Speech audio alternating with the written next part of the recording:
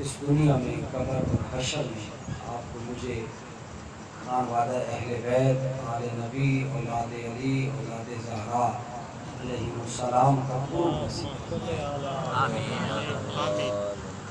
ایک بات جو بڑی لائق توجہ ہے کہ آل رسول کا ایک خاص مقام ہے، اور آل رسول کے مقام کی معرفت کے لیے جو اولیاء کرام، مشائخ اعظام، قادری، چشتی، نقشبندی، سہروردی مشائخ، ان کے نقطہ نظر کے مطابق آل نبی کا ذکر شیعہ سنی تقسیم سے بالا تر ہو کر اس تقسیم اور اس تفریق، ویسے بھی میں اس استاد کا شاگرد ہوں جسے دنیا شیخ الاسلام علامہ پروفیسر ڈاکٹر محمد طاہر قادری دامت برکات مولالیہ کے نام سے جانتی ہے، اور اللہ رب العزت نے اولیاء کرام کو، بزرگان دین کو ایک خاص انفرادیت آل نبی اولاد علی اولاد زہرا صلوات اللہ علیہم،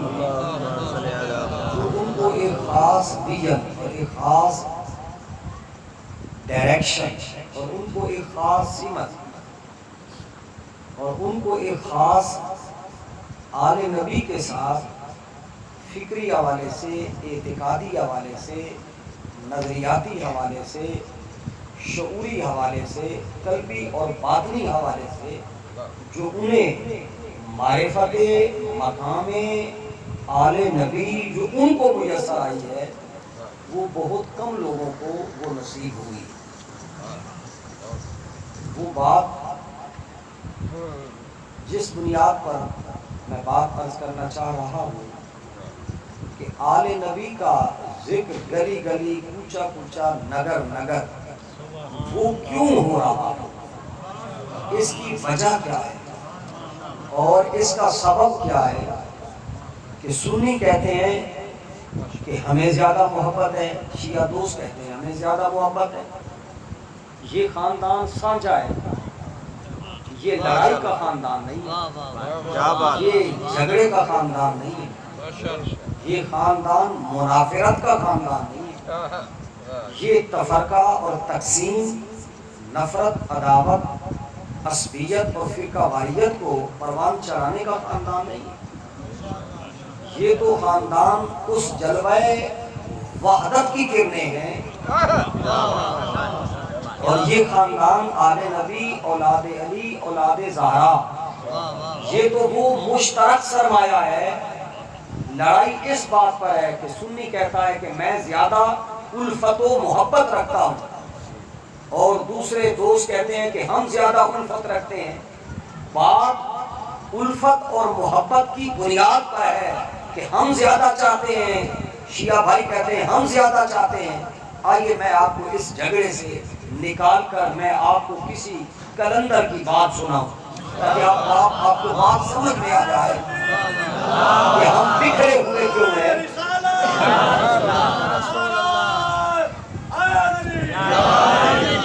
انتظامیہ کو میرے نام سے بھی میرے سمجھنے میں پوری واقفیت نہیں ہے، میرا نام پورا محمد عمر حیات الحسینی، ماشاءاللہ، اور میں حسینی المشرب۔ سنیوں میں بھی اب کئی خوارج، کئی یزیدی ذہنیت کے عامل اور ناصبیت زدہ لوگ وہ اہل سنت میں گھس آئے ہیں، تو بات اس ناصبیت اور یزیدیت اور خارجیت کے بیکٹیریا اور وائرس سے امت کو پاک کرنے کے لیے اللہ تعالیٰ نے اس صدی میں ڈاکٹر طاہر القادری جیسے افراد اس امت کو نصیب فرمائے ہیں، جو مقام اور حقوق اہل بیت کے باب میں جن کو اللہ رب العزت نے کنسیپٹ اور معرفت اور ان کے قلب اور دماغ کو اللہ رب العزت نے آل نبی اولاد علی کے مقام کی ایک خاص معرفت نصیب فرمائی۔ اب نقطہ جو ہے جس سے میں گفتگو کا آغاز کرنا چاہ رہا ہوں وہ یہ ہے کہ امام پاک علیہ السلام کا ذکر اس کثرت سے کیوں ہوتا ہے، اور امام پاک کا ذکر یہ فقط مسلمانوں کا اثاثہ اور سرمایہ نہیں ہے، یہ امام پاک کا ذکر انسانیت کا سرمایہ ہے۔ اسی کو جوش ملی آبادی نے کہا تھا کہ انسان کو بیدار تو ہو لینے دو، ہر قوم پکارے گی ہمارے حسین۔ یہ فکر کی، شعور کی، خیال اور احساس، جذبہ و احساس اور شعور و ادراک کی جتنی بڑی بلندی پر اور طہارت اور عزت و عصمت کے جس مقام پر امام پاک علیہ السلام کی ذات فیض ہے، اس پر ایک صوفی کہتے ہیں کہ حسین پاک علیہ السلام کا جو مقام ہے اور اس مقام کی جو معرفت ہے، صوفیاء کہتے ہیں دو ذکر ہیں اس کائنات میں کہ جو تحت ثری سے لے کر عرش اعلیٰ تک ہو رہے ہیں، اور وہ ذکر دو ہیں، ایک ذکر مصطفیٰ ہے، دوسرا ذکر حسین پاک ہے، ذکر آل نبی ہے۔ ذکر مصطفیٰ کے لیے نہ کسی زبان کی، نہ کسی لسان کی، نہ کسی زمانے کی، نہ کسی مکان کی، اور نہ کسی جنس اور نوع کی کوئی پابندی نہیں ہے کہ یہ ذکر رسول اور ذکر آل رسول یہ نباتات میں، جمادات میں، حیوانات میں، چرند پرند میں، مٹی، پانی، آگ اور ہوا میں بھی یہ دونوں ذکر ہو رہے ہیں۔ یہ وہ دو ذکر ہیں، کیوں کہ یہ ذکر ان کا اللہ رب العزت کیوں ذکر کر رہا ہے، اور اپنی مخلوق کے ہر آہنگ میں، ہر نوع اور ہر جنس میں وہ ذکر رسول اور ذکر آل رسول میں تمام سارے کے سارے مشترک ہیں، اس میں شریک ہیں۔ اس کی وجہ کیا ہے؟ صوفیاء کہتے ہیں کہ اللہ رب العزت نے حضور علیہ السلام کی ذات کو مٹی، پانی، آگ اور ہوا یا کائنات کی کسی چیز یا کسی شے سے حضور علیہ السلام کو تخلیق نہیں فرمایا، کہ حضور علیہ السلام کی ذات مبارکہ کو اللہ رب العزت نے کہاں سے پیدا کیا؟ انما امرہ اذا اراد شیئا ان یقول لہ کن فیکون، کہ کن تو کنزا مخفیا فاحببت ان اعرف فخلقت الخلق، کہ میں چھپا ہوا خزانہ تھا کہ میں نے چاہا کہ میری پہچان ہو، تو اس نے اپنی پہچان کے لیے اور اسے اپنی ذات سے محبت ہوئی، اسے اپنے جمال وحدت سے اور اسے اپنے کمال وحدت سے اور اسے اپنی ذات سے، خود آپ ہی سے اسے پیار ہوا، تو اس نے اپنے حسن مطلق سے بکر کو ہٹایا، اور جس ذات کو اس نے پیدا کیا اس ذات کو ذات محمد صلی اللہ علیہ وسلم فرمایا کہ اللہ رب العزت نے حضور علیہ السلام کی حقیقت محمدیہ کو اللہ رب العزت نے کسی چیز سے نہیں، کسی شے سے نہیں، حضور کسی فنا سے نہیں، کسی فانی چیز سے نہیں، کیوں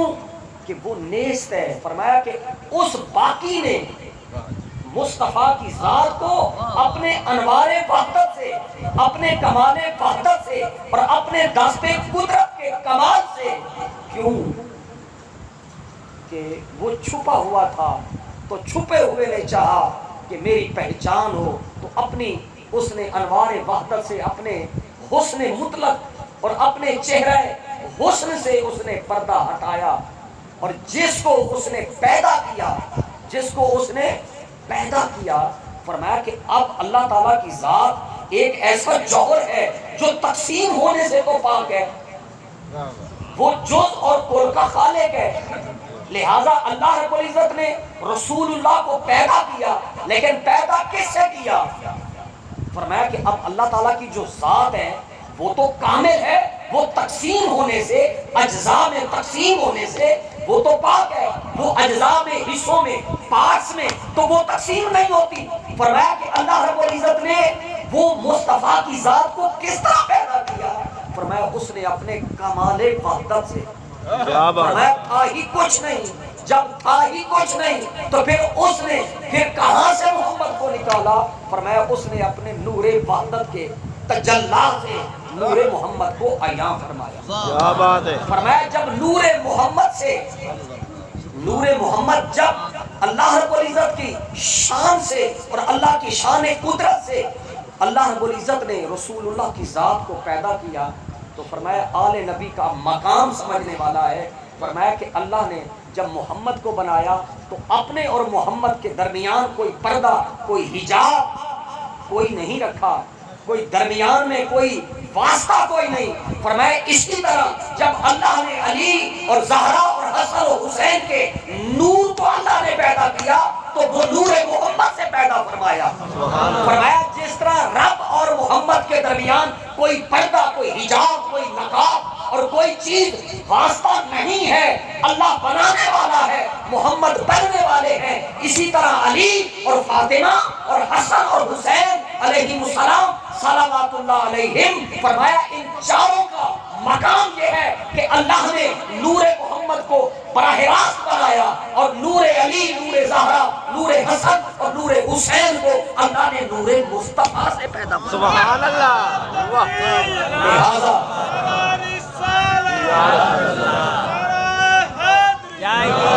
جس طرح اللہ اور رسول اللہ کے درمیان کوئی پردہ نہیں، بلا فصل ہے، فرمایا اسی طرح محمد و علی و زہرا، حسن و حسین کے درمیان بھی کوئی درمیان میں کوئی فاصلہ نہیں ہے، کوئی درمیان میں کوئی اور چیز نہیں ہے۔ فرمایا کہ اللہ نے ڈائریکٹ مصطفیٰ کو بنایا اور مصطفیٰ سے اللہ نے ان چار ہستیوں کو پیدا فرمایا۔ فرمایا کہ یہ مشرف اور یہ مسئلہ کہ یہ مولوی کے عقل اور شعور اور ورک گردانی کا حصہ نہیں، فرمایا یہ قلب و باطن کی طہارت کا حصہ ہے۔ فرمایا یہ ان لوگوں کو یہ مقام ملتا ہے کہ جو فقط مدرسے میں کیل و کال نہیں، فرمایا جو زاویہ میں، جو رباط میں، جو خانقاہ میں جو اپنے قلب و باطن کا تزکیہ اور تصفیہ کرتے ہیں، یہ مقام انہیں میسر آتا ہے۔ یہ فقط کتابی لوگوں کو نہیں، فرمایا جو سینے کو روشن کرتے ہیں، فرمایا کہ جن کے اوپر لفظ جن کے سینے پر اترتے ہیں، فقط دماغ پر نہیں، فقط وہ قول کے بندے، دماغ کے بندے نہیں، فرمایا جو قلب کے بندے ہیں، فرمایا کہ جن کا معنی اعلیٰ سے تعلق ہے۔ اس لیے اولیاء کرام نے بالخصوص قبلہ عالم پیر سید مہر علی شاہ صاحب علیہ رحمہ نے فتوحات مکیہ ابن العربی کی اور اولیاء کرام کے اقتباسات کو پیر صاحب قبلہ رحمۃ اللہ علیہ نے ملفوظات مہریہ میں، تصفیہ ما بین سنی و شیعہ میں اور پیر صاحب قبلہ کی حیات میں وہ مہر منیر میں یہ اقتباس موجود ہے کہ جب اللہ رب العزت نے آدم کو پیدا فرمایا تو آدم نے عرش کے پائے پر لا الہ الا اللہ محمد رسول اللہ لکھا دیکھا اور نام محمد کے اندر اللہ نے نام اسم علی، اسم زہرا، اسم حسن اور اسم حسین علیہ السلام کو لکھا دیکھا۔ ماشاءاللہ۔ فرمایا کہ یہ جو اسم محمد تھا اور اسم محمد کی ایک تسبیح تھی کہ جس کے چاروں طرف انوار رکوع میں تھے، سجود میں تھے، اس حقیقت میں، اس عالم ناسوت میں، اس عالم انسانیت میں اور اس عالم بشریت میں آنے سے پہلے، کیوں کہ یہ مخلوق اول کا حصہ ہے۔ اب ذہن میں رہے، فرمایا کہ یہ خاندان، یہ آل نبی، یہ اولاد علی کے یہ چاروں نفوس قدسیہ یہ مخلوق اول کا حصہ ہے۔ مخلوق اول ہے مصطفیٰ اور مصطفیٰ کا مظہر ہیں علی و زہرا، حسن و حسین علیہ السلام۔ ماشاءاللہ۔ فرمایا کہ یہ اس مخلوق اول کا پرتور ہے، اس کی جھلک ہے اور یہ اس مخلوق اول کا، انہی کو عقل اول کہا گیا ہے، انہی کو عقل اول کہا گیا ہے، انہی کو مخلوق اول کہا گیا ہے، انہی کو تجلی اول کہا گیا ہے، انہیں اللہ رب العزت کے انوار اول کہا گیا ہے اور یہی وہ ہستیاں ہیں کہ حضرت آدم علیہ السلام کا یہ جو پورا پس منظر ہے کہ وَعَلَّمَ آدَمَ الْأَسْمَاءَ، اولیاء کرام نے کہا کہ اللہ نے جب آدم علیہ السلام کو خلیفہ بنانا چاہا تو اللہ نے ملائکہ کو کہا وَإِذْ قَالَ رَبُّكَ لِلْمَلَائِكَةِ إِنِّي جَاعِلٌ فِي الْأَرْضِ خلیفہ، کہ تمہارے رب نے کہا کہ میں زمین پر خلیفہ بنانے والا ہوں، اور ملائکہ نے یہ کہا کہ اس مخلوق کو تو خلیفہ بنانے والا ہے کہ اس مخلوق کا بعد حصہ تو قتل و غارت کرے گا، وہ تو خون ریزی کرے گا، لڑائی اور جھگڑا کرے گا، اور اس کو تو کیوں؟ تو اللہ تعالیٰ نے کہا جو کچھ میں جانتا ہوں تم نہیں جانتے۔ فرمایا کہ اللہ نے آدم کو ملائکہ پر فضیلت کیوں دی؟ اس کی لوجک کو، اس کی حکمت کو، اس کی مصلحت کو قرآن نے خود بیان کیا وَعَلَّمَ آدَمَ الْأَسْمَاءَ كُلَّهَا۔ فرمایا کہ اللہ رب العزت نے حضرت آدم علیہ السلام کو کل کے کل اسماء کا علم عطا کیا۔ فرمایا کہ وہ کیا تھا؟ فرمایا اس کائنات کے جو حقائق تھے کہ مٹی ہے، مٹی کا ایک ظاہر ہے، ایک مٹی کی حقیقت ہے، فرمایا ایک پانی ہے، ایک پانی کی حقیقت ہے، ایک آگ ہے اور ایک آگ کی حقیقت ہے۔ اس کو آپ فزکس میں، کیمسٹری میں، بائیو میں، اور اسے آپ جدید علوم طبیعیات میں، اسے کیمسٹری میں لے کر جائیں تو پھر اس کا اپنا مفہوم بنتا ہے۔ اگر آپ عرفان میں، سلوک میں، تصوف میں اور حقیقت میں اور سیر و سلوک میں اور خانقاہ میں کسی اللہ والے کے پاس بیٹھے تو اس کا مفہوم اپنا بنتا ہے۔ سبحان اللہ۔ فرمایا کہ وہ کیا ہے کہ اللہ نے آدم علیہ السلام کو اسماء کا علم عطا کیا۔ فرمایا وہ اسماء کا علم کیا ہے؟ فرمایا وہ اسم محمد ہے۔ فرمایا اس اسم محمد میں اسم علی ہے، اسم زہرا ہے، اسم حسن ہے اور اسم حسین علیہ السلام صلوات اللہ علیہم۔ فرمایا کہ اللہ رب العزت نے ان اسماء کا ان کو علم عطا فرمایا۔ اور فتلقى آدم من ربہ کلمات، کہ حضرت آدم علیہ السلام کو اور جناب حوا کو جنت میں رکھا اور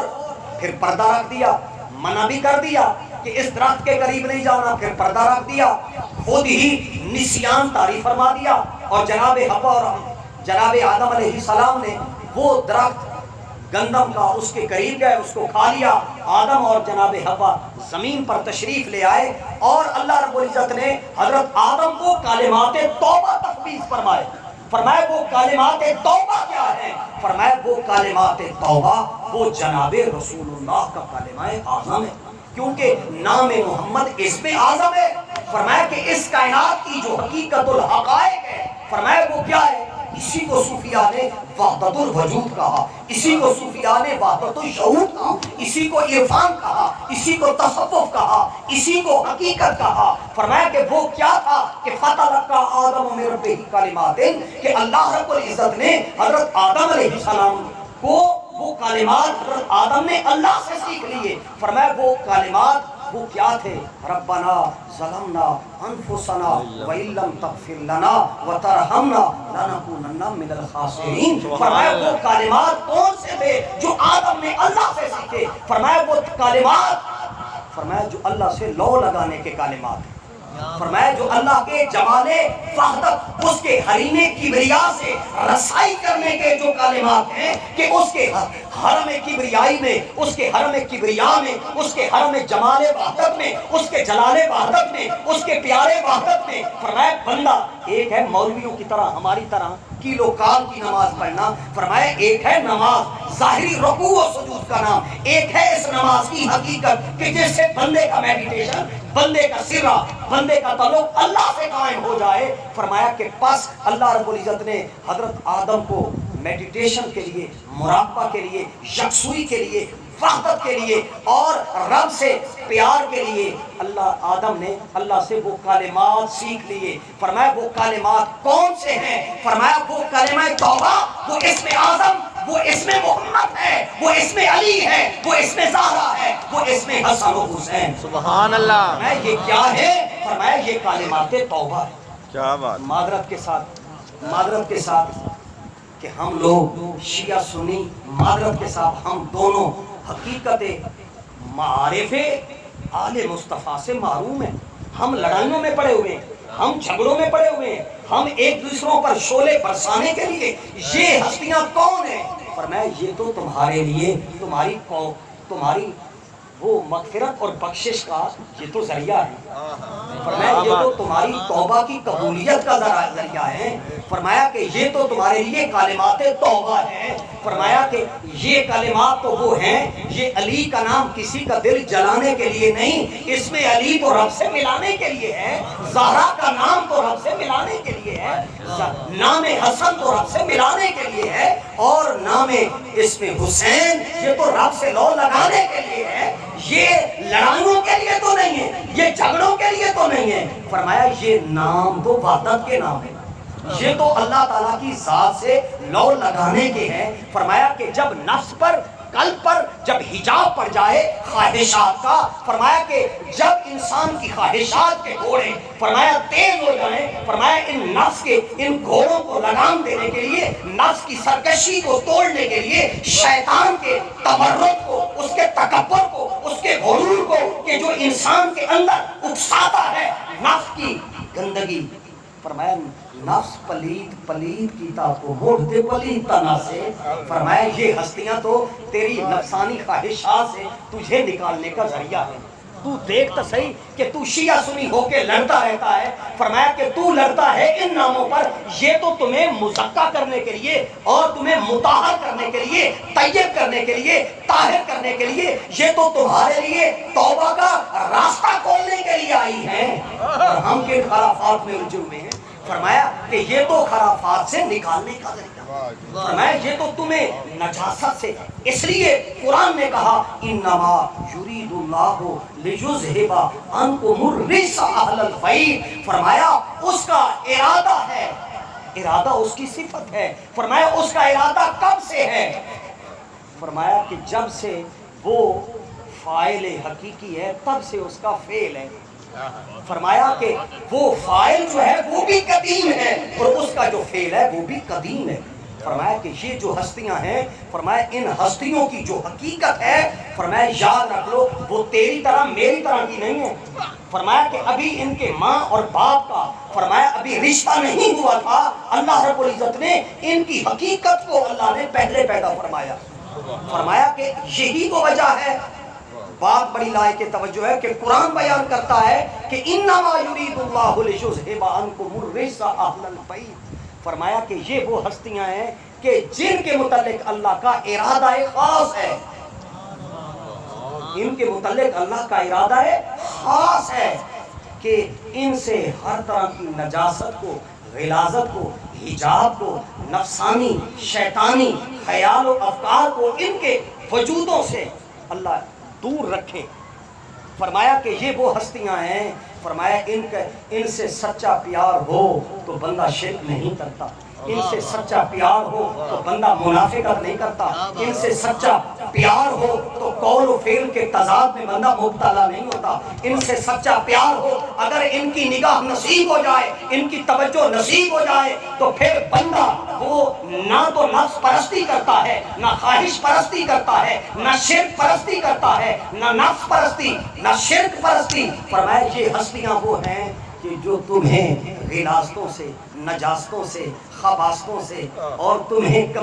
کمینگیوں سے، فرمایا حجابات سے نکالنے کے لیے ہیں. وَيُطَہِّرَكُمْ تَطْہِیرًا کہ انہیں اللہ نے اتنا پاک کیا ہے کہ اگر وہ رسول اللہ کی نماز کے عین دوران اگر رسول اللہ سر سجدے میں رکھیں اور حسین اگر سر سجدے میں پشت مصطفیٰ پر آ جائیں تو مصطفیٰ کا خیال اگر حسین کی طرف چلا جائے تو یہ غیر اللہ کا خیال نہیں ہے کہ وَيُطَہِّرَكُمْ تَطْہِیرًا کہ حسین کے خیال سے مصطفیٰ کی نماز ٹوٹی نہیں، واجب الاعادہ نہیں ہوئی. معذرت کے ساتھ میں وہ خطیبوں کی بات نہیں کر رہا، میں کسی اور درد کی بات آپ کو بتانا چاہ رہا ہوں. اس کو آپ خطابت نہ سمجھیے، اس کو ایک خاص پیغام سمجھیے کہ وجہ کیا ہے کہ رسول کائنات جو ہیں وہ اپنا سر اقدس وہ سجدے میں رکھے ہوئے ہیں اور امام پاک علیہ السلام عین سجدہ بھی وہ کہ جو تمام نماز کے فرائض واجبات ارکان میں جو افضل عبادت رکن ہے سجدہ، عین سجدہ۔ مجھے یہ بتائیے کہ کیا آپ نے وہ حدیث، یہ شیعہ سنی کتب کے اندر یہ حدیث موجود ہے کہ نبی علیہ الصلوۃ والسلام نے فرمایا ان تعبد اللہ کأنک تراہ فإن لم تکن تراہ فإنہ یراک، او کما قال کہ بندہ مومن تو اس طرح نماز پڑھ کہ تو رب کو دیکھ رہا ہے۔ اگر اس طرح نماز نہیں پڑھ سکتا تو اپنے اوپر یہ کیفیت تو طریقہ خضوع کی، خشوع کی، مستی کی کہ تو اگر نہیں دیکھ رہا تو وہ تجھے دیکھ رہا ہے۔ تو اتنی سی بات ہے کہ رسول اللہ کی نماز، اس کو کہتے ہیں حدیث احسان، اس کو کیا کہتے ہیں؟ حدیث احسان۔ احسان کیا ہے کہ بندہ رب سے جڑے تو درمیان میں رب اور بندے کے درمیان جو حجابات ہیں، خیالات ہیں، وساوس ہیں، وسوسہ ہے، خیال ہے دنیا کا، فرمایا وہ سارے وسوسے اور خیالات، وہ حجابات، وہ نقاب جو ہیں وہ اٹھ جائیں، بندے کی لو سچے دل سے رب سے قائم ہو۔ فرمایا کہ وہ جتنی دیر نماز میں آئے تو فرمایا اسی کو کہتے ہیں الصلاۃ معراج المومنین۔ فرمایا کہ خیال غیر نہ آئے، غیر کا خیال نہ آئے۔ تو اتنی سی بات یہاں جو عرض کرنا چاہتا ہوں کہ امام پاک علیہ السلام جب رسول اللہ کی کمر اور پشت پر سوار تھے تو رسول اللہ کا خیال، فرمایا وہ خیال رسول تھا، سبحان اللہ، تو پھر وحدت تھی، وہ بٹائی نہیں تھا۔ فرمایا کہ رسول اللہ کے خیال میں، فرمایا غیر کا خیال آنا یہ تو ممکن ہی نہیں تھا۔ فرمایا کہ اب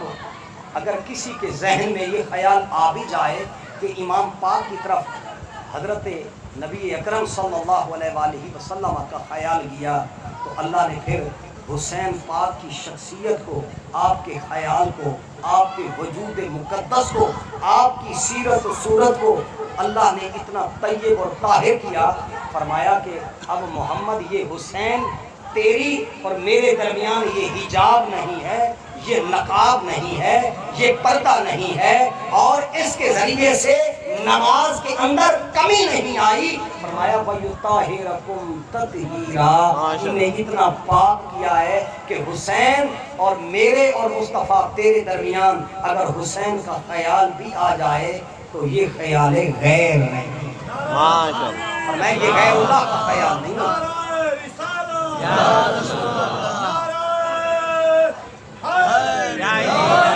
یہی وہ وجہ ہے، فرمایا کہ یہ خیال غیر نہیں ہے۔ فرمایا کہ یہ جو ان ہستیوں کو غیر اللہ کہتے ہیں، ان کی یاد کو اور یہ جو غیر اللہ والی بتوں والی آیات پڑھ کر ان پر جذبہ کرتے ہیں اور ان کو عام مخلوق سمجھتے ہیں کہ یہ بھی ہماری طرح کی بھٹکنے والی، پھسلنے والی، بہکنے والی، غلطیاں کرنے والی، لغزشیں کرنے والی، جس کو یہ مقام سمجھ میں نہیں آیا اس کو کربلا کا اقدام سمجھ میں نہیں آیا، جس کو یہ بات سمجھ میں نہیں آئی۔ اور یہی وجہ ہے کہ حضور سیدی قبلہ عالم پیر سید مہر علی شاہ صاحب رحمۃ اللہ علیہ یہ عرفاء ہے، یہ امت کو کانٹوں سے نکالتے ہیں۔ مار صاحبان میرا بوسن فیملی سے تعلق ہے، میں بھی کسی وہ مولوی گھرانے کا فرد، تو پھر مولوی ہوتا تو پھر میں بھی آپ کو مولویانہ باتیں بتاتا، چلو لڑائی اور جھگڑے کی، چلو گئے جو ہے ایک اور چنگاری ڈال کے لائے۔ اس امت کو چنگاریوں نے جلایا ہے، پیار اور محبت نے ملایا ہے۔ اس امت کو پیار چاہیے، چنگاری نہیں چاہیے۔ اس امت کو جوڑنے کے لیے حضرت قبلہ عالم پیر سید مہر علی شاہ صاحب کی کتاب ہے، اس کا نام ہے تصفیہ ما بین سنی و شیعہ۔ فرمایا تصفیہ چاہیے، کچھ قریب آ جاؤ، باتوں کو سن لو۔ پیر صاحب سے کسی نے سوال کیا کہ پیر جی آپ تو اہل بیت رسول کا اتنا بڑا مقام بیان کرتے ہیں، تو پھر کیا وجہ ہے کہ آپ مولا علی المرتضیٰ کرم اللہ وجہ الکریم کو آپ خلیفہ اول آپ کیوں نہیں مانتے، آپ چوتھے نمبر پر؟ پیر صاحب اب دیکھیے امت کو، لوگوں کو کانٹوں سے نکالنے کے لیے مہر علی شاہ کا ویژن دیکھیے۔ پیر صاحب نے فرمایا کہ یہ بتاؤ کہ مصطفیٰ اول ہیں یا آخر ہیں؟ فرمایا کہ تخلیق میں اول ہیں، بعثت میں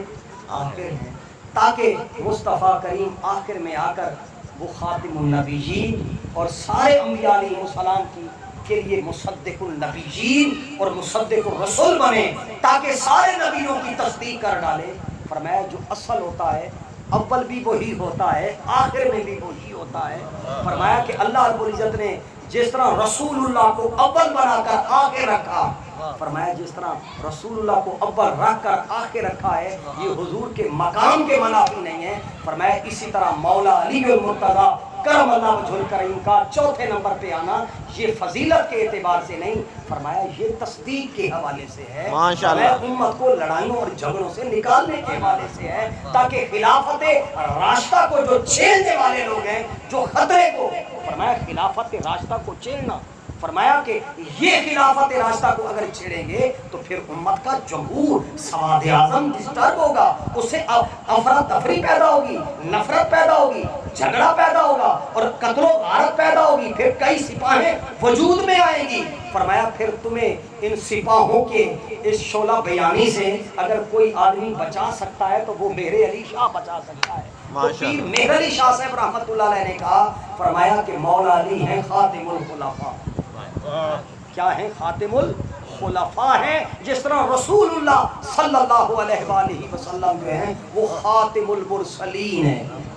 اور حضور سرکار دو عالم صلی اللہ علیہ وآلہ وسلم کی جو مبارک اہل بیت ہے اس کا ایک خاص مقام ہے کہ یہ اہل بیت اور بالخصوص پھر یہ ہستیاں، اس پر بھی ایک بات عرض کر دوں کہ اللہ تعالیٰ نے حضرت ابراہیم کو دو بیٹے عطا فرمائے، بیویاں بھی دو تھیں اور بیٹے بھی، ایک حضرت ساریہ اور دوسری حضرت بی بی حضرت اماں ہاجرہ، ہاجرہ سے حضرت اسماعیل پیدا ہوئے اور بی بی ساریہ سے حضرت اسحاق پیدا ہوئے۔ حضرت اسحاق کے بیٹے کے نام یعقوب ہے، اور یعقوب کی جو اولاد ہے، یہ جو قرآن بار بار کہتا ہے یا بنی اسرائیل اذکروا، یہ بنی اسرائیل جو ہیں یہ اولاد اسحاق ہیں، اور ان کی جو اولاد یہودی کہلاتی ہے، لہذا اللہ رب العزت نے حضرت اسحاق کی اولاد میں ہزاروں نبیوں اور رسولوں کو رکھا، لیکن اللہ نے صلب اسماعیل میں تنہا ہمارے آخر الزمان نبی صلی اللہ علیہ وآلہ وسلم کی ذات کو رکھا۔ اب بات بڑی لائق توجہ ہے، حضرت قبلہ عالم پیر سید مہر علی شاہ صاحب رضی اللہ تعالی عنہ مسئلہ امامت پر بحث کرتے ہیں کہ اہل سنت کے نزدیک، صوفیاء کے نزدیک امامت اور ولایت کا کیا مفہوم ہے، اور ہمارے فریق دوسرے بھائی جو شیعہ حضرات ہیں ان کے نزدیک امامت کا مفہوم کیا ہے۔ آئیے پیر صاحب شیعہ سنی کو قریب کرتے ہوئے ایک عجیب بات کرتے ہیں جو راز کی بات ہے۔ پیر صاحب ارشاد فرماتے ہیں کہ اللہ تعالیٰ نے حضرت اسحاق کی اولاد کے اندر ہزاروں نبیوں اور رسولوں کو رکھا، لیکن اللہ نے حضرت اسماعیل کی صلب میں اللہ ایک نبی کو رکھا، اور یہ نبوت چلتی چلتی فرمایا حضرت جناب ہاشم تک پہنچی، حضرت عبد المطلب تک پہنچی، تو اللہ رب العزت نے حضرت عبد المطلب کی ذات کو، یہ جو قرآن کی آیت ہے مرج البحرین یلتقیان بینہما برزخ لا یبغیان فبأی آلاء ربکما تکذبان یخرج منہما اللؤلؤ والمرجان، اس کی تعبیر تشریح آپ لوگوں نے ایک سنی ہوگی، لیکن کلندروں نے اس کی تشریح یہ کی، فرمایا برزخ سے مراد ہے ابراہیم، فرمایا کہ اللہ نے حضرت ابراہیم کو دو بیٹے دیے، ایک ہے حضرت اسحاق جو عراق کی سرزمین کو آباد وہ دریا کرتا رہا، دوسرے بیٹے حضرت اسماعیل جو عرب کے صحرا کو آباد کرتا رہا۔ اللہ نے فرمایا یہ دونوں مل کے چلتے رہے، چلتے چلتے حضرت عبد المطلب تک آئے تو اللہ تعالیٰ نے اب دو گھاٹیں کر دی اس دریا کی، فرمایا یہ چلنے والے دریا اللہ نے حضور کی ختم نبوت کے لیے اللہ رب العزت نے حضرت عبد المطلب کو جو صاحبزادے دیے، عبداللہ کی صلب میں نبوت رکھ دی، ابو طالب کی صلب میں اللہ نے ولایت کو رکھ دیا، ماشاءاللہ، فرمایا کہ جناب ابو طالب کی صلب میں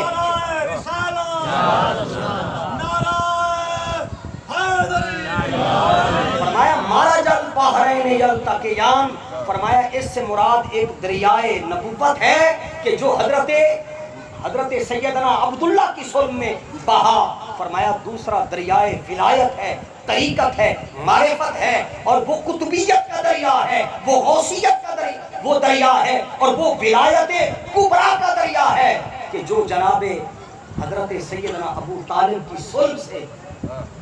وہ نکلا اور جناب علی المرتضیٰ کرم اللہ وجہ الکریم، جناب امام حسن المجتبیٰ، حضور سیدنا امام حسین علیہ السلام، علی بن حسین، امام سجاد، امام محمد سجاد، امام زین العابدین علیہ السلام، حضور سیدنا امام محمد باقر علیہ السلام، حضور سیدنا امام جعفر صادق علیہ السلام، اور حضور سیدنا امام موسیٰ الکاظم علیہ السلام، حضور سیدنا امام موسیٰ علی رضا علیہ السلام، حضرت امام محمد تقی، حضور سیدنا امام نقی، اور حضرت امام حسن عسکری، اور قرب قیامت میں تشریف لانے والے حضور سیدنا امام مہدی علیہ السلام، یہ بنو فاطمی ہیں۔ فرمایا کہ اللہ رب العزت نے حضرت عبداللہ کے صلح میں نبوت کو رکھا، ابو طالب کی صلح میں اللہ نے حضور کی ختم نبوت کی حفاظت کے لیے اللہ نے 12 ائمہ اہل بیت کو صلح ابو طالب میں رکھا۔ فرمایا یہ دونوں مل کے چل رہے ہیں۔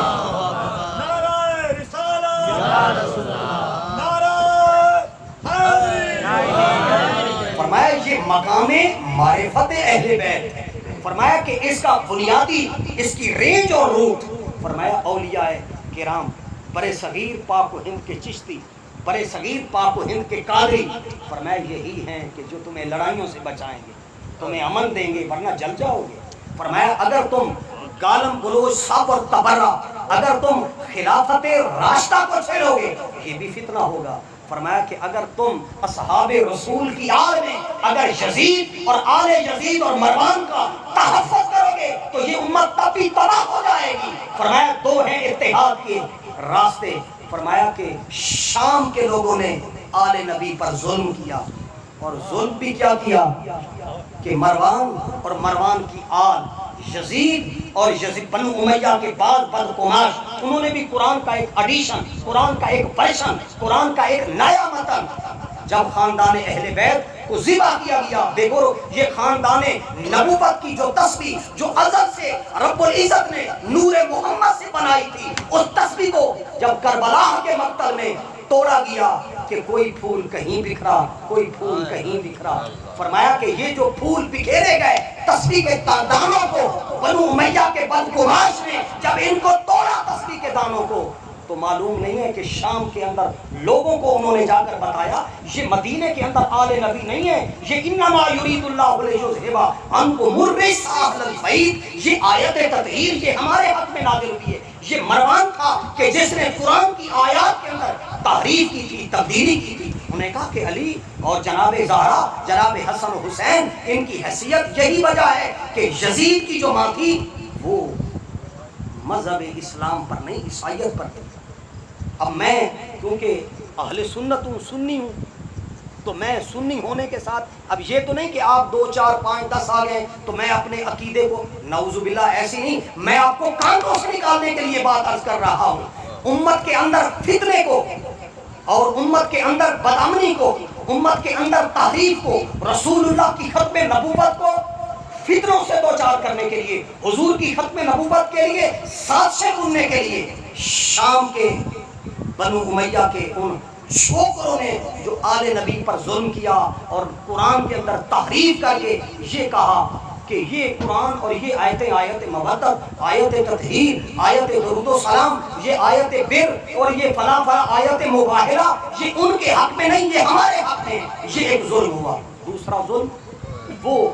کوفہ کے بے وفا لوگ کہ جنہوں نے خاندان نبوت کو، آل نبی، اولاد علی کو بلایا اور کڑے وقت میں، ابتلا کے وقت میں، آزمائش کے وقت میں خاندان نبوت کو چھوڑ دیا، اور پھر انہوں نے بھی آل نبی اولاد علی کے نام پر معذرت کے ساتھ انہوں نے بھی تعبیر کا راستہ لیا۔ جس طرح شام کے لوگوں نے ایک انتہا رکھی، اسی طرح کوفے کے بے وفا لوگوں نے بھی ایک نئی انتہا رکھی۔ یہ عمل اور رد عمل کے نتیجے میں یہ دونوں سکول آف تھاٹ، ایک کوفے کے بے وفا لوگوں کے ذریعے سے، دوسرا شام کے ظالموں کے ذریعے سے۔ آئیے میں آپ کو امام سجاد کی تصویر بتاتا ہوں کہ کربلا کے بعد ہوا کیا، کہ کون سجاد تھے۔ یہ محدث مدینہ تھے، یہ خاندان، یہ روضہ رسول کے اندر، یہ کربلا کے بعد پورے 37 سال یہ قرآن پڑھاتے رہے، یہ حدیث پڑھاتے رہے۔ جماعت توابین اٹھی، مختار صفی کی تحریک اٹھی، اور بنو امیہ کے ظالموں کو چون چون کر ان سے بدلہ لیا گیا،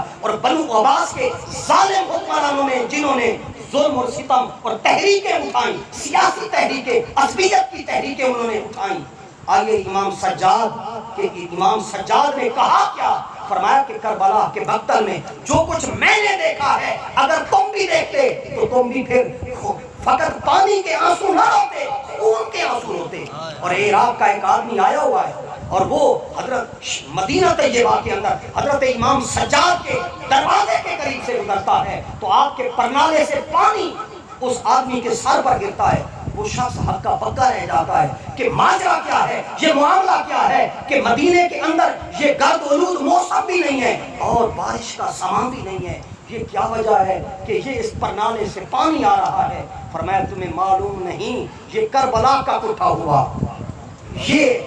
کربلا کا اٹھا ہوا، یہ خاندان نبوت کا اور رسول اللہ کی ختم نبوت کا یہ عظیم، یہ کتب اور یہ امام جو ہے،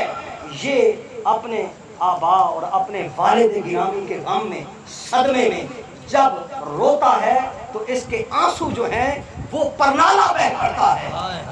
اور کسی نے کہا تھا کہ سجاد آپ اتنا کیوں روتے ہیں؟ فرمایا کہ تمہیں معلوم نہیں کہ تم نے سورہ یوسف نہیں پڑھی کہ ایک پیغمبر یعقوب کا ایک بیٹا ان سے بکھرا تھا، جدا ہوا تھا، تو جناب یعقوب کی بینائی اور ان کی آنکھوں سے سفید ہو گئی۔ فرمایا میری آنکھوں کے سامنے میرے 72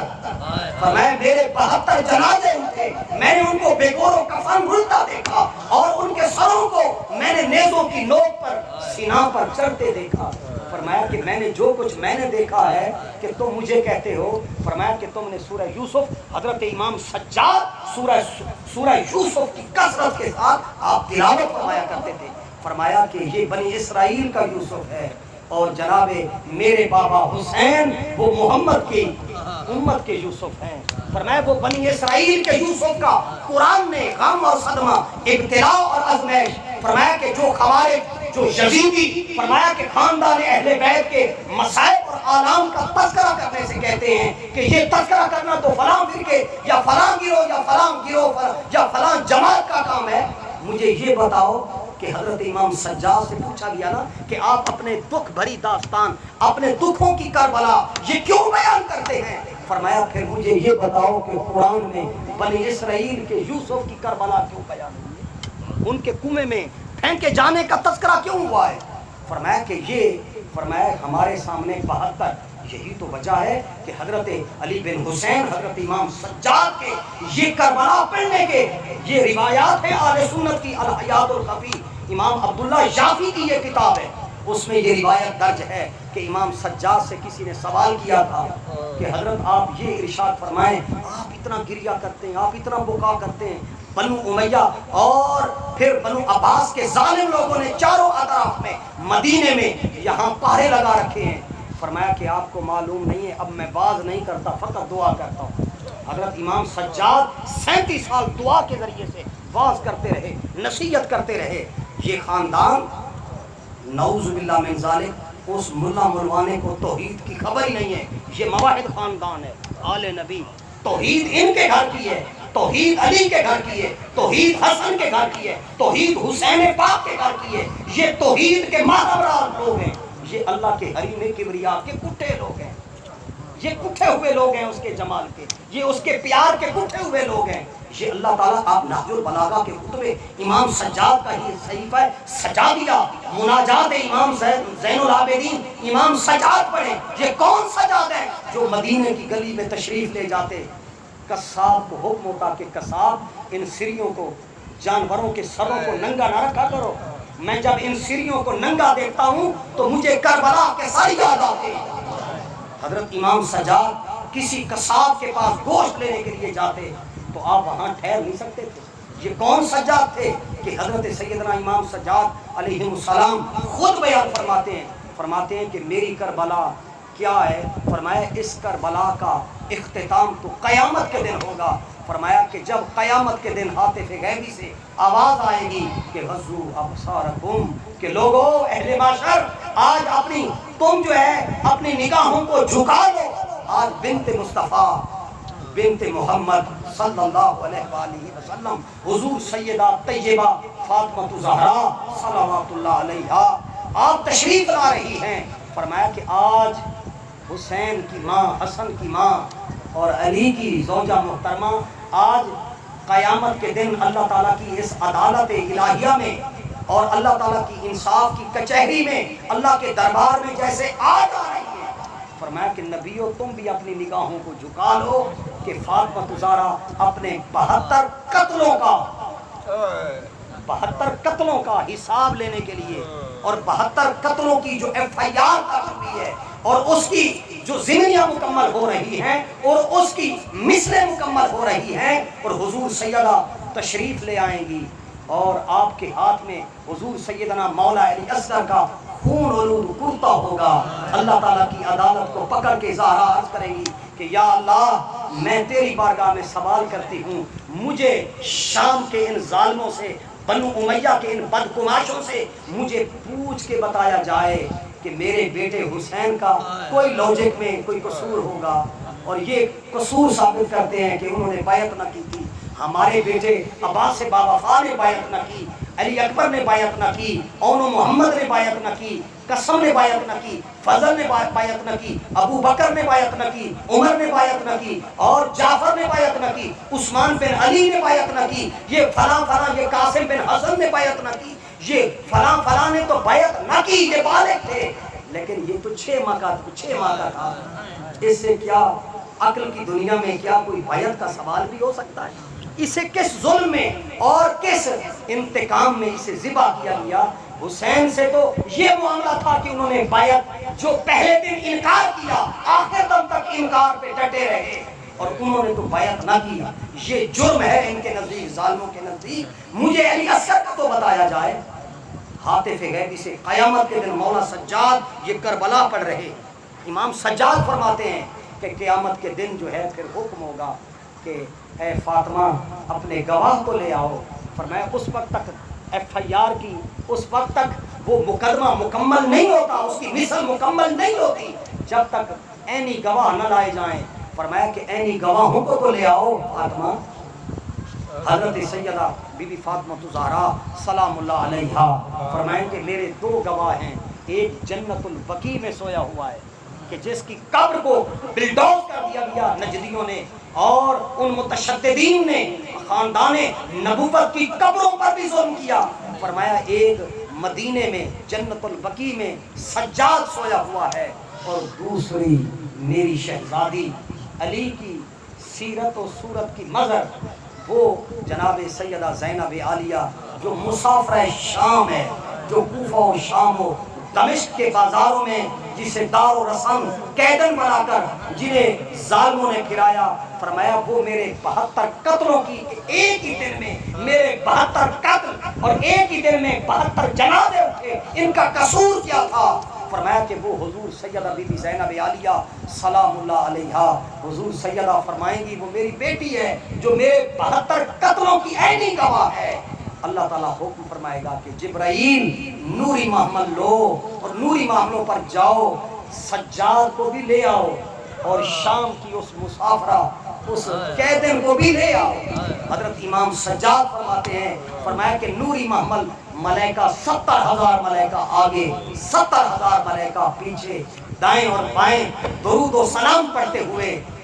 مصطفیٰ کی ذات اور آل نبی پر درود پڑھتے ہوئے سلام پڑھتے ہوئے نوری محمد کو مسافر شام کے اس زری اور روضہ پاک پر لایا جائے گا اور بی بی کے روضہ کو کھولا جائے گا، نوری محمد پیش کیا جائے گا۔ بی بی فرمائیں گی کہ کون؟ فرمایا کہ میں تمہارے نانا پر وحی لانے والا جبرائیل ہوں، میں یہ نوری محمد لے آیا ہوں اور آج تمہاری ماں نے وہ کیس دائر کر رکھا ہے اور وہ کیس کربلا کی اس قتل گاہ شہادت گاہ اور اس کربلا معلّہ کے اندر ایک ہی دن میں جو 72 جو وہ اٹھے ہیں جنازے، اس کی FIR درج ہو گئی ہے۔ آج شام کے ظالموں کو بھی کٹہرے میں لایا گیا ہے اور کوفے کے بے وفا لوگوں کو بھی کٹہرے میں لایا گیا ہے اور اللہ انصاف فرما رہا ہے اور اللہ اپنی کرسی عدالت پہ تشریف فرما ہے اور وہ اپنی شایان شان کے ساتھ بی بی پاک حضرت سیدہ زینب عالیہ آواز آئے گی کہ جبرائیل جس پروٹوکول اور ریسپشن کے ساتھ تم آئے ہو، میں آج اپنے ان 72 قتلوں کی شہادت اور ان کی گواہی دینے کے لیے آج میں نوری محملوں پر سوار نہیں ہوتی. آج مجھے تم اس ننگے محمل پر لے جاؤ جس طرح کوفہ و دمشق اور شام کے بازاروں میں مجھے ننگے محملوں پر سوار کیا گیا، اور اس علی بن حسین میرے بھتیجے سجاد کو بھی مہاری دو اس اونٹ کی اور اس اونٹنی کی جس پر مجھے سوار کیا جائے. میں اللہ کی عدالت میں اس حال میں جاتی ہوں. حضرت امام سجاد یہ کربلا پڑھتے ہیں، فرماتے ہیں میرا وجدان کہتا ہے کہ جب ہماری پھوپھی تشریف لائیں گی اور مہاری میرے ہاتھ میں ہوگی اور میں اللہ تعالیٰ کی بارگاہ میں اپنے 72 قتلوں کا اور اس FIR کی مثلوں کو مکمل کرنے کے لیے عینی گواہی دینے کے لیے جاؤں گی، تو پھر عباس بھی آئیں گے، علی اکبر بھی آئیں گے، بی بی پاک کے قدموں پر سر رکھ دیں گے. اللہ انصاف فرمائے گا. مالک یوم الدین فرمایا کہ اللہ حساب فرمائے گا ان بنو امیہ کے بدگماش ظالموں اور خاندان اہل بیت کے حقوق کے غاصبوں کو اللہ کٹہرے میں لائے گا،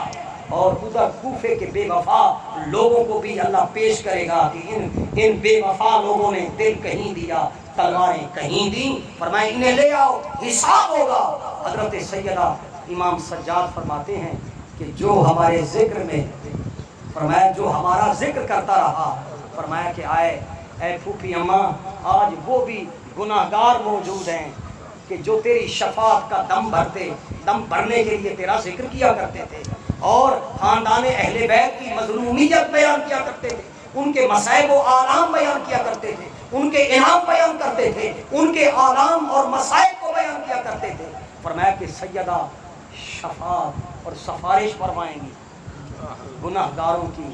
ان کے سفارش پر گناہگاروں کو بخشا جائے گا. دعا کیجئے کہ اللہ تعالیٰ آپ کو مجھے حضور سیدہ زینب عالیہ کی سفارش کا آپ کو مجھے مستحق اور سزاوار بنائے، حصدار بنائے، بی بی پاک کی نگاہ کرم نصیب ہو. فرمایا کہ ہوتا کیا ہے، حضور سیدنا امام موسیٰ کاظمین کے سید بادشاہ سے، اس آل نبی، اس کتب سے سوال کیا گیا، اس امام اور اس امام الاولیاء سے، اس ولی کامل سے اور اس امام ظاہر و باطن سے، یہ شریعت و طریقت کے، معرفت کے، علوم اور فنون کے امام ہیں. کون؟ حضرت امام موسیٰ الکاظم. ان سے پوچھا گیا کہ حضور آپ اپنے بابا کریم کے بارے میں کیا کہتے ہیں کہ آپ کے بابا کی جو کربلا ہے، میں آپ سے کربلا سننا چاہتا ہوں کہ آپ کربلا. کسی نے سوال کیا، فرمایا کہ میرے سے نہ پوچھو کہ میں نے اپنے آبا کی کربلا کے بارے میں جو روایات ہم تک پہنچی ہیں میں کیا بیان کروں. فرمایا کہ کتنا تو بتا دو کہ تمہارے بابا حسین کے جسم مقدس پر کتنے زخم تھے. فرمایا روایتیں تمہیں ملیں گی، کوئی 72 کہے گا، کوئی 140 230 زخم کہے گا. فرمایا اگر میرے سے پوچھنا ہے کہ ہمارے بابا حسین کے جسم مطہر پر، جسم منور پر کتنے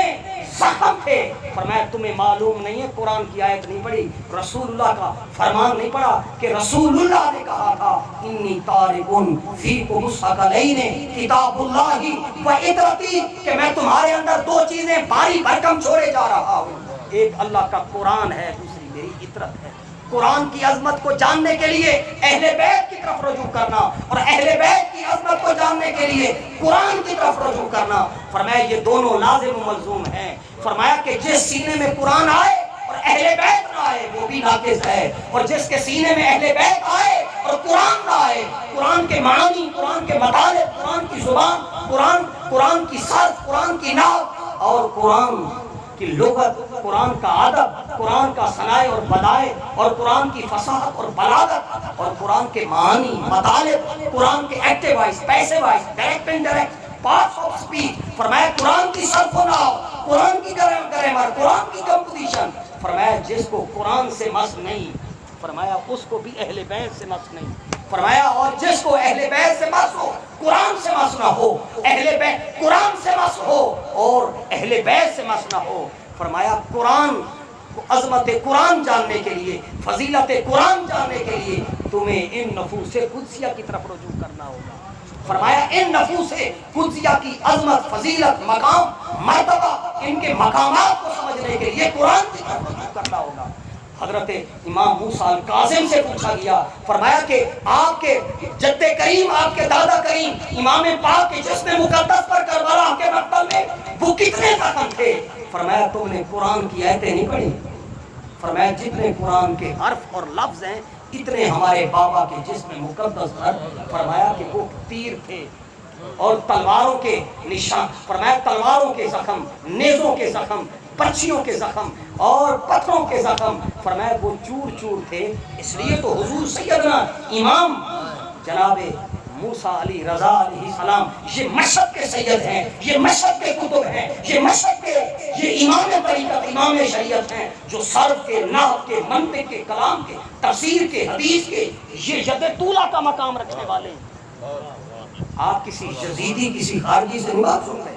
آپ اہل بیت رسول کے مقام سے مس رکھنے والے اور ان کی توجہات کا فیض لینے والے، وہ ان صوفیاء کے ذریعے سے آپ بات سن رہے ہیں کہ حضرت امام موسیٰ علی رضا سے سوال کیا گیا کہ آپ کربلا کو پڑھیں، آپ اپنے دادا کریم کی مصیبت کو بیان کریں کہ وہ مصیبت تھی، مصیبت کتنی تھی، اور حضرت امام پاک کی شہادت کے متعلق آپ کو کچھ ارشاد فرمائیں۔ فرمایا کہ تمہیں معلوم نہیں ہے کہ 9 سا، فرمایا 9 منٹ تک میرا دادا نہ گھوڑے کی زین پر تھا نہ کربلا کی زمین پر تھا، فرمایا کہ گھوڑے پر نہ گھوڑے کی زین پر تھے نہ فرش زمین پر تھے۔ حضرت سے پوچھا گیا کہ بتاؤ تو صحیح اس کی تعبیر کیا ہے؟ فرمایا کہ تمہیں معلوم نہیں ہے کہ دشمن ادھر سے حملہ کرتا تھا برچھیوں سے، دشمن ادھر سے برچھیوں کا وار کرتا تھا، فرمایا ہمارے بابا کے جسم مقدس کو برچھیوں پر 9 منٹ تک نہ وہ گھوڑے کی زین پہ رہ سکے نہ فرش کربلا پر آ سکے۔ فرمایا جس طرح والی بال کو فرمایا ایک طرف سے دوسری طرف سے پھینکا جاتا ہے، ہمارے بابا کو ظالموں نے اس طریقے سے ظلم کیا۔ میں آپ کو امام تقی کی مرویات، امام نقی کی مرویات، امام حسن عسکری کی مرویات، لیکن ایک بات ہے دوستو جو سمجھنے والی ہے، جو پیغام کے طور پر ہے کہ کربلا کے مقتل میں یہ خاندان، یہ خانوادہ یہ کیوں لٹا؟ اس کی بہت ساری جہتیں، اس کی بہت ساری سمتیں، اس کی بہت ساری فکری اس کے ابعاد ہیں جو اولیاء نے بیان کیے۔ فرمایا ایک اس کا رخ یہ بھی ہے، فرمایا کہ کائنات میں جو بھی آیا ہے یہ ستم رسیدہ ہے، یہ غم زدہ ہے، ہر ایک پریشان ہے۔ فرمایا کوئی کرونا وائرس کے ذریعے سے پوری دنیا لاک ڈاؤن کے ابتلا سے، آزمائش سے، کوئی بھوک سے، کوئی پیاس سے، کوئی غربت سے، کوئی روٹی کپڑے مکان علاج کی سہولیات کے بحران میں مبتلا ہے۔ فرمایا کوئی بچوں کی نان و نفقہ کے معاملات میں پریشان ہے۔ فرمایا کہ تم نے کسی غریب کو پستا ہوا نہیں دیکھا، اس کے غم کو نہیں دیکھا، اس کی ضروریات کو نہیں دیکھا کہ آمد کتنی ہے، خرچ کتنا ہے۔ آمد اور خرچ میں عدم توازن کے نتیجے میں جو بحران پیدا ہوتا ہے، جو اضطراب پیدا ہوتا ہے، جو الجھن پیدا ہوتی ہے، جو ڈسٹربنس پیدا ہوتی ہے، جو ایک کرب، ایک وحشت اور طبیعت کے اندر جو ایک عجیب قسم کا ایک اضمحلال آتا ہے۔ اللہ نے آدم سے لے کر رسول اللہ تک جتنے جس نبی کو جس ابتلا، جس مشکلات سے گزرنا پڑا، ان تمام آلام اور مشکلات کو اللہ نے کربلا کے اندر امام پاک کی مشکلات میں جمع فرما دیا۔ فرمایا کہ یہ خاندان، اس خاندان کی مصیبتوں کا، آلام کا، مشکلات کا، دقتوں کا، الجھنوں کا ذکر کرتے ہوئے ذرا اپنی قلب و باطن کی، اپنے خیال و احساس کی، اپنی معاشرے اور سوسائٹی کی، فلسطین کے مسلمان، چیچینیا کے مسلمان، کشمیر کے مظلوم مسلمان، فرمایا کہ ظلم کے خلاف بولنے والے، فرمایا جہاں بھی ظلم کے خلاف حریت کی آواز اٹھتی ہے، فرمایا اگر اس آواز کو اگر کوئی تقویت آواز دیتی ہے تو وہ صدائے حسین، فرمایا یہ صدائے حسین، فرمایا یہ کیفار سے غم کے لیے، فرمایا تمہارے غموں کو ہلکا کرنے کے لیے، فرمایا کہ یہ خاندان اہل بیت کی مصیبتیں، خاندان اہل بیت کے مصائب اور آلام کو تم سن کر اپنی زندگی کے غموں اور دکھوں کو یاد کر کے امام پاک کے صبر میں، استقامت میں، ایثار میں، قربانی میں، شکر میں، فرمایا کہ تم اپنے مسائل کی گرہیں جن کو کھولنے سے تم عاجز ہو، فرمایا یہ امام پاک کی یہ ذات یہ شیعہ سنی کی نہیں ہے، یہ لڑائی اور جھگڑے کی نہیں ہے، فرمایا یہ تو انسانیت کا سرمایہ ہے، فرمایا کہ تم لڑتے جھگڑتے ہو، فرمایا کیوں لڑتے ہو، کیوں جگڑتے ہو؟ فرمایا یہ تو خاندان معراج انسانیت، فرمایا یہ تمہاری زندگی کی الجھنوں کو حل کرنے کا ذریعہ ہے، یہ تمہاری توبہ کی قبولیت کا ذریعہ ہے، یہ اللہ کی محبت کا واسطہ اعظم ہے۔ اس لیے کہا الہی بحق بنی فاطمہ کہ برقول ایمان، اگر دعوت امرت کنی ور قبول منو دست داوانے۔ فرمایا کہ یہ وہ ہستیاں ہیں کہ جو،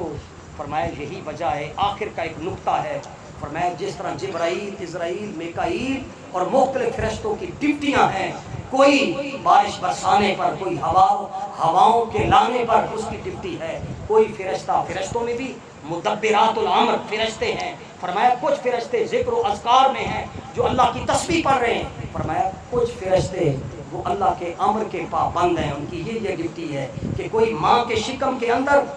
وہ بچے کی جس میں روح ڈالنے کے لیے اس کی ڈپٹی ہے، کوئی رزق لانے پر ڈپٹی ہے۔ فرمایا یہ مقدس، یہ 12 ائمہ اہل بیت، فرمایا یہ کارکنان قضاء و قدر ہے۔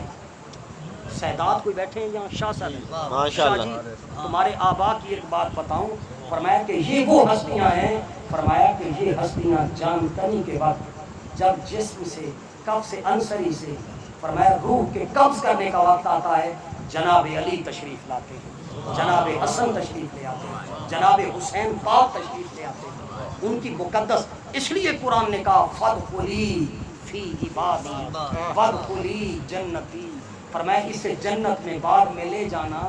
فرمایا یہ مطمئنہ روح ہے، یہ ساری زندگی صبر میں رہی، شکر میں رہی، یہ ذکر میں رہی، میری یاد میں سرمست رہی، اب جاؤ اس کی روح کو لے آؤ میرے پاس، لیکن اسے جنت بھیجنے سے پہلے فادخلی فی عبادی، میرے مکرم بندوں کا درشن کراؤ، انہیں علی کا دیدار کراؤ، انہیں حسن کا دیدار کراؤ، انہیں حسین پاک کا دیدار کراؤ، انہیں علی بن حسین امام سجاد کا دیدار کراؤ، انہیں باقر جعفر کا انہیں دیدار کراؤ۔ فرمایا یہ وہ ہستیاں ہیں جو جان کنی کے وقت، مشکل کے وقت کام آتی ہیں، یہ مدبرات الامر ہیں۔ فرمایا کہ تم صحابہ کے جھگڑے، لڑائیوں کی باتیں، فرمایا چھوڑو ان قصے کہانیوں کو، فرمایا ان لڑائیوں کو چھوڑ دو ان لڑائیوں کو،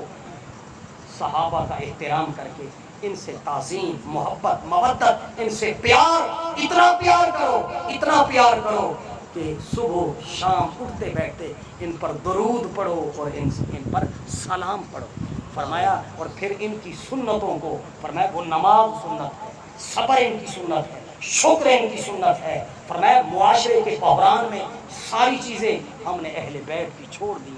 ہم ذکر کرتے ہیں ان کا، ان کے صبر کا، ان کے شکر کا، ان کی استقامت کا۔ یہ قرآن نے جو کہا انما یرید اللہ لیذھب عنکم الرجس اہل البیت، فرمایا یہ بخل، یہ کنجوسی، یہ کفران نعمت، یہ شرک، فرمایا یہ جتنے امراض ظاہریہ اور امراض باطنیہ ہیں، اللہ نے ان کو ان کے جسموں سے، ان کے وجنوں سے اللہ نے نکال دیا ہے۔ فرمایا اب کوئی بندہ صابر بننا چاہتا ہے، شاکر بندہ بننا چاہتا ہے، فرمایا کہ وہ بندہ مستحکم مزاج بننا چاہتا ہے، لڑائیوں سے نکلنا چاہتا ہے، تو فرمایا کہ پھر یہ لڑائیاں رجس ہیں، یہ فرقہ واریت رجس ہے، یہ نفرت رجس ہے، یہ عداوت رجس ہے، یہ تقریر ایسی کہ جس سے کسی کا دل دکھانا ہو، تکلیف دینی ہو، فرقہ واریت پیدا کرنی ہو۔ فرمایا کہ پس اس وقت امت کو اتحاد کی ضرورت ہے، اس وقت امت کو مختلف بلاکس میں تقسیم کر دیا گیا ہے۔ ایران کو عرب سے جدا، عرب کو ایران سے جدا، عرب کو کہا جاتا ہے کہ ایران حملہ کر رہا ہے، ایران کو کہا جاتا ہے کہ عرب حملہ کر رہا ہے۔ یہ مسلمانوں کی تقسیم ہے، اور اس وقت نیا نیو ورلڈ آرڈر، اور معذرت کے ساتھ یہ جو کرونا وائرس آیا ہے، یہ ایک نیو ورلڈ آرڈر کے تحت، اسے ایک خاص سازش کے تحت اللہ تعالیٰ کی طرف سے آپ کے میرے گناہوں کی شامت ہے، لیکن ایک خاص ابتلا کے تحت پوری دنیا پر معاشی شکنجے کو کسنے کے لیے، جگڑنے کے لیے اس وقت ذکر حسین پر اتحاد کی ضرورت ہے۔ اگر اس بہار سے، اس مرض سے اور شیطانی طاقت و قوتوں کے شکنجے سے اگر کوئی نکلنا چاہتا ہے، کشمیر کے مظلوم مسلمانوں کی مدد اور نصرت کی کوئی صورت ہو سکتی ہے تو وہ ذکر حسین۔ فلسطین، چچینیا، ان سارے مسلمانوں پر جو عالمی کفر اور عالمی جغار استحصالی طاقتیں اور قوتیں متحد ہو کر مسلمان بے کلمہ پڑھنے والے ہم اور لڑ رہے ہیں، یہ شیعہ مسلمان ہے، یہ سنی مسلمان ہے، یہ بریلوی مسلمان ہے، یہ دیوبندی مسلمان ہے، یہ مقلد اور یہ غیر مقلد مسلمان ہے، یہ ہماری لڑائیاں ہیں۔ لیکن جب دشمن حملہ کرے گا اس نے نہیں دیکھنا، جب سیلاب آنا ہے تو اس نے نہیں دیکھنا کہ یہ سنی کا گھر ہے یا شیعہ کا گھر ہے، مولوی صاحب کا گھر ہے یا پیر صاحب کا گھر ہے، یہ ذاکر صاحب کا گھر ہے یا حسینی صاحب کا یا صدیقی یا فاروقی گھر ہے، اس نے نہیں دیکھنا۔ جب دشمن نے حملہ کرنا ہے اس کے تیر نے اور اس کی کلاشن کوف نے، اس کے ٹینک نے اور اس کے بم نے یہ فیصلہ نہیں کرنا کہ یہ مسجد ہے یا امام باڑہ ہے، یہ سنی ہے یا شیعہ ہے۔ تو میں یہ کہوں گا کہ اس وقت مولانا طارق جمیل کا ذکر ہوا، یہ اہل سنت میں ان کے پہلے مسائل اور اب کے مسائل میں اب ان کے لوگ ہی ان کو کہہ رہے ہیں کہ یہ تو کچھ اور ہوتے ہیں۔ وہ اب معرفت آل رسول جو بیان کرتا ہے تو پھر یہ باتیں اللہ رب العزت آپ کو مجھے ایسے افراد کہ جو پل کا کردار ادا کریں، مسلمانوں کو فرقہ واریت سے بچائیں، اللہ تبارک و تعالیٰ آپ کو مجھے آل نبی، اولاد علی، اولاد زہرا کے حقوق کی اللہ تبارک و تعالیٰ پہچان معرفت نصیب فرمائے، اصحاب رسول